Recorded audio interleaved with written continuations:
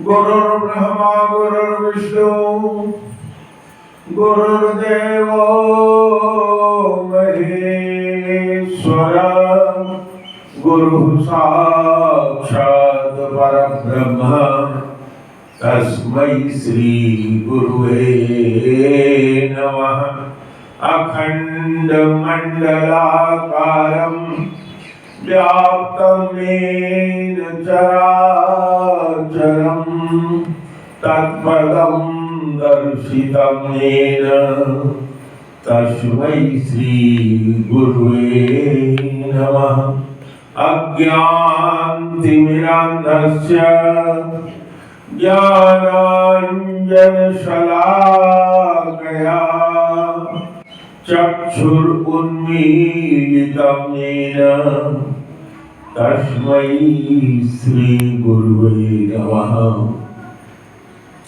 अनेक जन्म संप्राप्तं सर्वकर्म विदाहिने स्वात्मज्ञान प्रभावेण तस्मै श्री गुरुवे नमः। एक बार प्रेम से बोलिए सच्चिदानंद भगवान की जय। प्रेम से बोलो गुरुदेव भगवान की जय। आज के समय में ये जो श्लोक संस्कृत का बोला जाता है, ये जो श्रोता सामने उनके खोपड़ी के ऊपर से चला जाता है, अर्थ समझ में आता है। गुरुर्ब्रह्मा गुरुर्विष्णु गुरुर्देवो महेश्वर गुरु साक्षात परब्रह्म तस्मै श्री गुरुवे नमः। आप लोगों में से कोई अर्थ बताएगा इसका? यदि हमने बताया नहीं मालूम है तो सुनो फिर से, इसका मतलब क्या है, क्यों बोला जाता है? ब्रह्मा कौन है? जो सृष्टि करते हैं।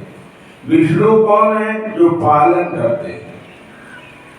और शंकर कौन है? जो कल्याण करते हैं। शंकरो, शंकर जब कहते हैं तो कल्याण करते हैं, कल्याणकारी। तो कह रहे हैं गुरु ब्रह्मा, गुरु ब्रह्मा है। गुरु विष्णु, गुरु विष्णु है। गुरुदेवो महेश्वर, गुरु महेश्वर। तो कैसे?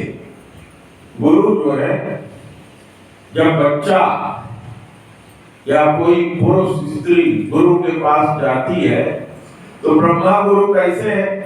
उसको जीवन जीना सिखाता है।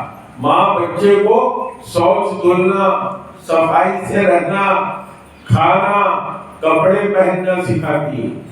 और गुरु क्या करता है? विद्या देता है। विद्या की परिभाषा क्या? सा विद्या या विमुक्त है। विद्या वही है जिसको पाने के बाद जो बार बार जन्म मरण का बंधन पाते हैं वो भी छूट जाए और संसार में जब तक जिए कायदे से जिए, सुख मिले, आनंद मिले, भक्ति मिले। तो गुरु ब्रह्मा है और गुरु विष्णु है। गुरु विष्णु क्यों है? विष्णु जी क्या करते हैं? पालन करते हैं। तो गुरु क्या करता है? जीव को सिखाता है जब जीना कि कैसे जीवन सीखो और विद्या तुम्हारे पास आ जाए। तो विद्या क्या करती है? विद्या ददाति विनयम विनयाद याद पात्रताम। विद्या क्या करती है? विनय देती है। जो विद्या से संपन्न होता है वो विनयी होता है। विनय मतलब सबसे अभिवादनशील, कठोर वचन न बोलने वाला, शील संपन्न। शील संपन्न शंकर जी का देखा, सती जी को त्याग दिया, उनका सारा अवगुण देख लिया, फिर भी बोले नहीं, गाली नहीं दिया। माँ बहन कुछ गाली नहीं दिया, कुछ भी नहीं कहा। बैल से उतर गए, बैल को हाथ में थाम दिया, आगे मैंने एक तरफ वो, पीछे पीछे पार्वती जी चल दी। साथ में नहीं बैठे क्योंकि त्याग कर दिया था। साथ में बैठते तो बदन से बदन छुआई पड़ता।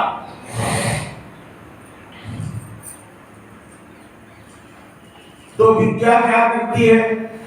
गोस्वामी जी ने रामायण में लिखा, कलयुग में माता पिता अपने बच्चे को बुलाते हैं और कहते हैं भैया ऐसा धंधा सीख लो कि पेट भरे तुम्हारा। मातु पिता बालक नहीं बुलावई और उदर भरे सोई रीत सिखावई।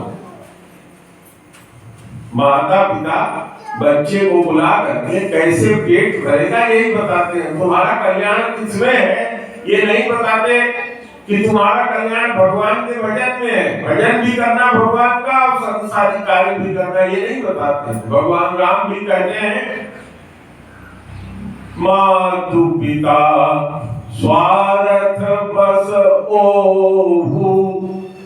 उत्तरकांड में जब अपनी जनता को उपदेश देते हैं तो उपदेश देते हुए भक्ति बताते हैं और उससे पहले कहते हैं कि माता पिता भी अपने स्वार्थ बस परमार्थ का रास्ता नहीं बताते। अब यह भगवान कब कह रहे हैं? त्रेता युग में भगवान आए थे ना। त्रेता युग की बात सुनो, त्रेता युग है। त्रेता युग में भगवान उपदेश दे रहे हैं कि माता पिता तो नहीं बताते, तो कौन बताता है? गुरु बताता है। इसलिए गुरु ब्रह्मा और गुरु विष्णु। गुरु विष्णु स्वरूप है। जीवन कैसे जीना चाहिए? माता पिता ने तो केवल उधर भरने की नीति और अपने स्वार्थ की बात बताई, लेकिन गुरु क्या करता है? अंधकार को दूर कर देता है। इसी क्रम में अगला श्लोक में पढ़ता हूँ, इसी में उसका भी अर्थ बताओ। अज्ञानतिमिरन्धस्य, अंधकार जो रात में होता है इसको अज्ञान रूप में माना जाता है, अंधेरा, और ज्ञान प्रकाश के रूप में माना जाता है। इस समय ज्ञान का प्रकाश, भगवान सूर्य की रोशनी फैली है, ज्ञान है। अज्ञानतिमिरन्धस्य ज्ञान अंजन शलाकया, ज्ञान रूपी अंजन को अपनी वाणी रूपी शलाका से, माताएं जानती हैं, आप सबकी शादी हुई है जानते हैं, माताएं जब अंजन लगाती हैं तो सूरमा या काजल लगाने के लिए एक छोटी सी लकड़ी होती है, सलाका होती है। देखा है? नहीं देखा? तो वो वही ज्ञान का अंजन है। गुरु उसी सलाका से ज्ञान का अंजन दे देता है, तो अंधकार रूपी जो ज्ञान है वो क्या हो जाता है? समाप्त हो जाता है। अज्ञानतिमिरन्धस्य ज्ञान अंजन शलाकया चक्षुरुन्मीलितम्, आँख खोल देता है। आँख तो खुली है, दिन भी है, आँख भी खुली है, उजाला भी है, लेकिन ज्ञान नहीं है। क्या इसके अंदर? अज्ञान है। जब गुरु से मिलते हैं, गुरु रास्ता बताता है। गुरु बिन कौन बतावे बात, गुरु बिन पंथ दिखावे कौन।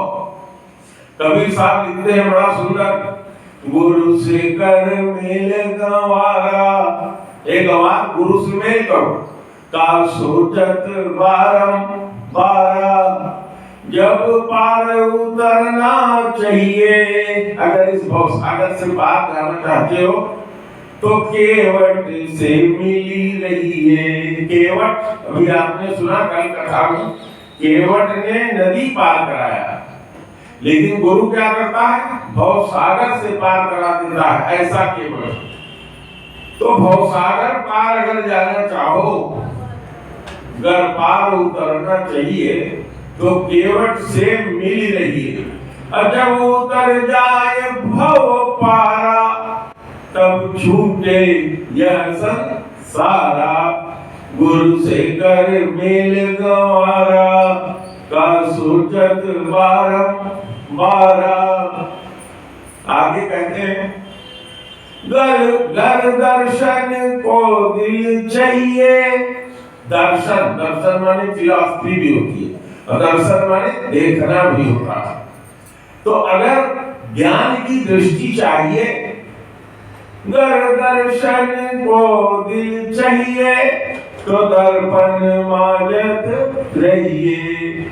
जब दर्पण लागी कारी, तो दर्श कहाँ से पाई।